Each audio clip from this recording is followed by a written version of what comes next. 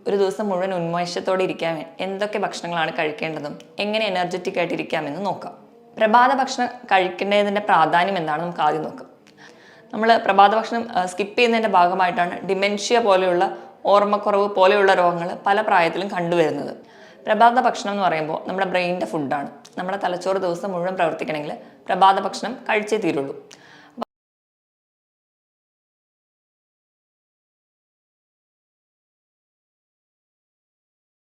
Hi, ഞാൻ doctor പ്രിയ, Q1B health കെയറിലെ homeopathic ഫിസിഷ്യനാണ്. പല തിരക്കുകൾ കൊണ്ട് നമ്മൾ പ്രഭാത ഭക്ഷണം സ്കിപ്പ് ചെയ്യാറുണ്ട്, അല്ലെങ്കിൽ പ്രഭാത ഭക്ഷണം നീട്ടി ഒരു 10-11 മണിക്കൊക്കെയാണ് കഴിക്കാറ്. പ്രഭാത ഭക്ഷണം എന്ന് പറയുമ്പോൾ നമ്മുടെ ബ്രെയിനിൻ്റെ ഫുഡാണ്. നമ്മുടെ തലച്ചോറ് ദിവസം മുഴുവൻ പ്രവർത്തിക്കണമെങ്കിൽ പ്രഭാത ഭക്ഷണം കഴിച്ചേ തീരുള്ളൂ. അപ്പോൾ നമ്മുടെ പഴമക്കാരൊക്കെ പറയാറുണ്ട് പ്രഭാത ഭക്ഷണം എപ്പോഴും ഒരു രാജാവിനെ പോലെ കഴിക്കണമെന്ന്.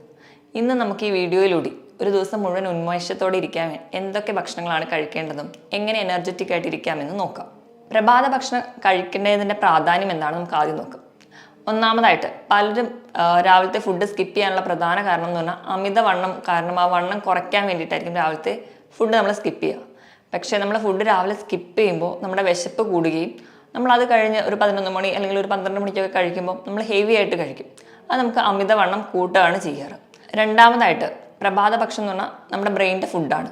ഇപ്പോൾ കുട്ടികളൊക്കെ സ്കൂളിൽ പോകാൻ തുടങ്ങുമ്പോൾ രാവിലെ നമ്മൾ പ്രഭാത ഭക്ഷണം കഴിപ്പിച്ചില്ലെങ്കിൽ അല്ലെങ്കിൽ സ്കിപ്പ് ചെയ്യുകയാണെങ്കിൽ അവർക്ക് അന്നത്തെ ദിവസം മുഴുവൻ പഠനത്തിന് പിന്നോട്ടായി പോവുക, അതുപോലെ തന്നെ ഓർമ്മക്കുറവ് തുടങ്ങിയ ബുദ്ധിമുട്ടുകൾ കാണാറുണ്ട്.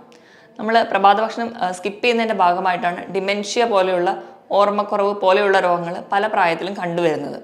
അതുപോലെ തന്നെ നമ്മുടെ പ്രമേഹ രോഗമുള്ളവരൊക്കെ ആണെങ്കിൽ ആ ഒരു ഇൻസുലിൻ ബാലൻസ് തെറ്റുകയും അതുപോലെ തന്നെ പ്രമേഹ രോഗ സാധ്യത കൂട്ടുകയാണ്. നമ്മൾ രാത്രി ഭക്ഷണം കഴിച്ചു കഴിഞ്ഞ് പിന്നെ ഒരു ലോങ് ഗ്യാപ്പ് വരുമ്പോൾ നമ്മുടെ ശരീരത്തിൽ ഗ്ലൂക്കോസിൻ്റെ അളവ് കൂടും. അതുവഴി ഇൻസുലിൻ കൂടുതലായിട്ട് ഉൽപ്പാദിപ്പിക്കും. അതുവഴി ടൈപ്പ് 2 ഡയബറ്റീസിലോട്ടൊക്കെ എത്താനുള്ള കാരണമാകുന്നുണ്ട്. അതുപോലെ നമ്മൾ രാവിലത്തെ ഫുഡ് എന്ന് പറഞ്ഞു കഴിഞ്ഞിട്ടുണ്ടെങ്കിൽ നല്ല ഹെൽത്തി ആയിട്ടാണ് നമ്മൾ കഴിക്കാറ്. അപ്പോൾ നമുക്ക് ധാരാളം വൈറ്റമിൻസ് കിട്ടുന്നു, ധാരാളമായിട്ട് ധാതുക്കളൊക്കെ നമുക്ക് ലഭിക്കുന്നു. അതുവഴി നമുക്ക് നമ്മുടെ രോഗപ്രതിരോധ ശേഷി വർദ്ധിപ്പിക്കാനും നമുക്ക് പല രീതിയിലുള്ള ഇൻഫെഷ്യസ് ആയിട്ടുള്ള ഡിസീസസ് തടയാനും സഹായിക്കും. ഇപ്പം മൈഗ്രെയിൻ പോലെയുള്ള രോഗങ്ങളുടെ പ്രധാന കാരണം എന്ന് പറയുന്നത് നമ്മൾ ഫുഡ് സ്കിപ്പ് ചെയ്യുന്നതാണ്.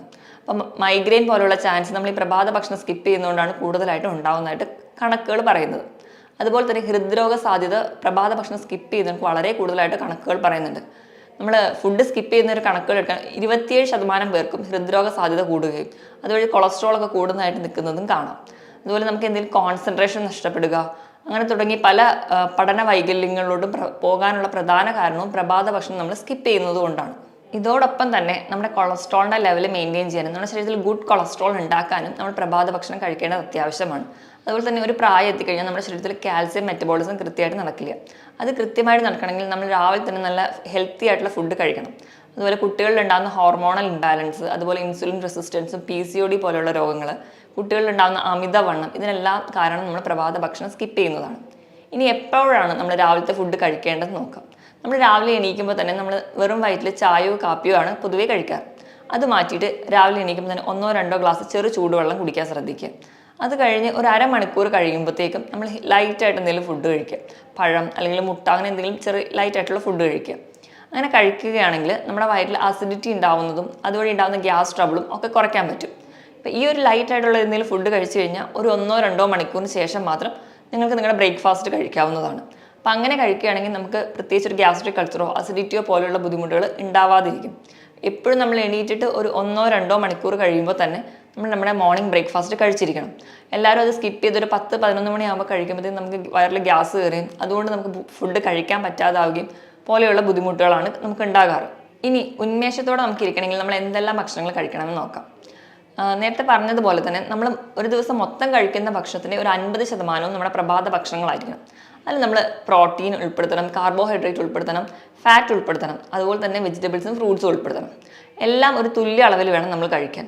ഇപ്പോൾ പ്രോട്ടീൻ എന്ന് പറയുമ്പോൾ നമുക്ക് വെജിൽ ആണ് എടുക്കുന്നതെങ്കിൽ കടല, പയർ തുടങ്ങിയ വെജിറ്റബിൾ പ്രോട്ടീൻസ് ഇൻക്ലൂഡ് ചെയ്യാം. അതുപോലെ തന്നെ നമുക്ക് അതിനോടൊപ്പം തന്നെ അപ്പം, പുട്ട് തുടങ്ങിയ നമ്മുടെ കേരള സ്റ്റൈലിലുള്ള ഭക്ഷണങ്ങൾ ഉൾപ്പെടുത്താം. അതല്ലെങ്കിൽ നിങ്ങൾക്ക് ചപ്പാത്തി പോലെയുള്ള ഭക്ഷണങ്ങൾ ഇൻക്ലൂഡ് ചെയ്യിക്കാം.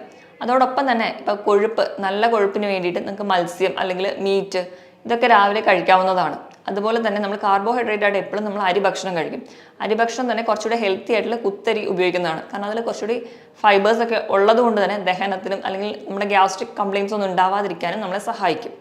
അതോടൊപ്പം തന്നെ നമ്മുടെ അന്നത്തെ ആ ഒരു കാലാവസ്ഥയിലൊക്കെ ഉണ്ടാകുന്ന ഫ്രൂട്ട്സ്, സീസണൽ ആയിട്ടുള്ള ഫ്രൂട്ട്സുകൾ കുഞ്ഞുങ്ങൾ തൊട്ട് കൊടുത്ത് കഴിപ്പിക്കാൻ വേണ്ടി ശീലിക്കുക.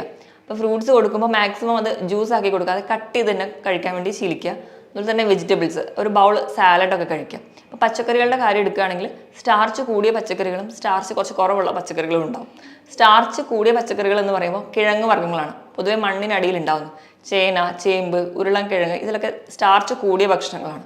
ഇത് പൊതുവെ രാവിലെ കഴിക്കുന്നത് അത്ര നല്ലതല്ല, കാരണം നമ്മൾ വെറും വയറ്റിൽ വരികയും കുറച്ചുകൂടി ഗ്യാസ് ഉണ്ടാവാനൊക്കെ കാരണമാവും.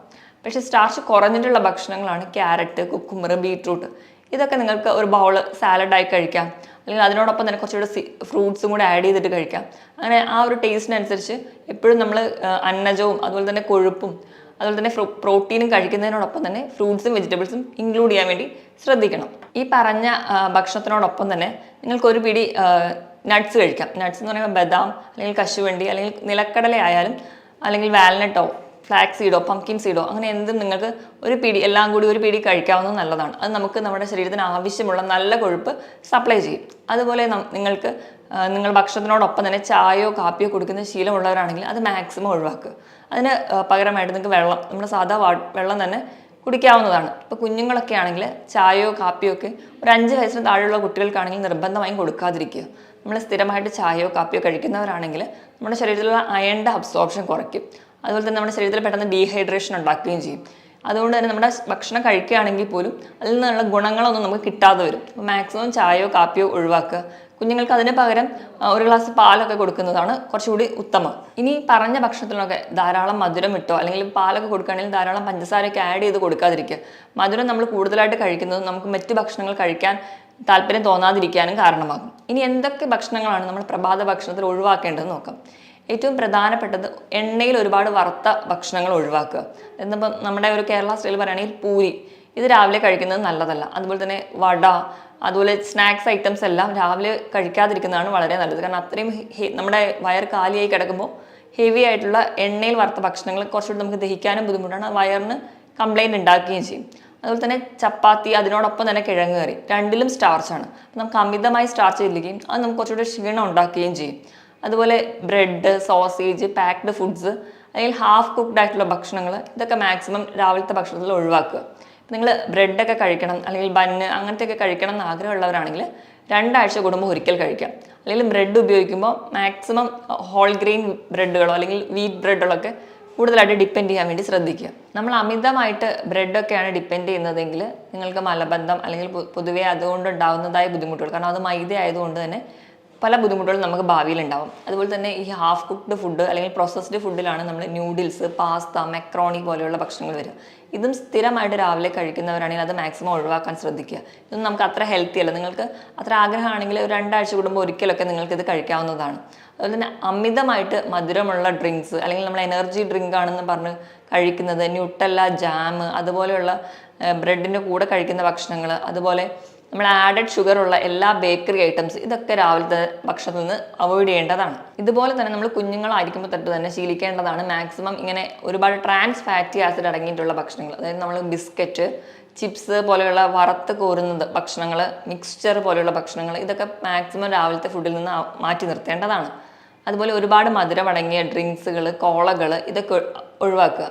അതുപോലെ തന്നെ സിട്രസ് ഫ്രൂട്ട്സ് എന്ന് പറയുമ്പോൾ പുളിയുള്ള ചെറിയ ഫ്രൂട്ട്സ്, ഓറഞ്ച്, അതുപോലെ ഉള്ള ഫ്രൂട്ട്സുകൾ, മുസംബി പോലെയുള്ള ഫ്രൂട്ട്സ്, അത് രാവിലെ വെറും വയറ്റിൽ കഴിക്കുന്നത് നമുക്ക് അസിഡിറ്റി ഉണ്ടാക്കും. മാക്സിമം ഈ ഭക്ഷണങ്ങളൊക്കെ ഒഴിവാക്കുക.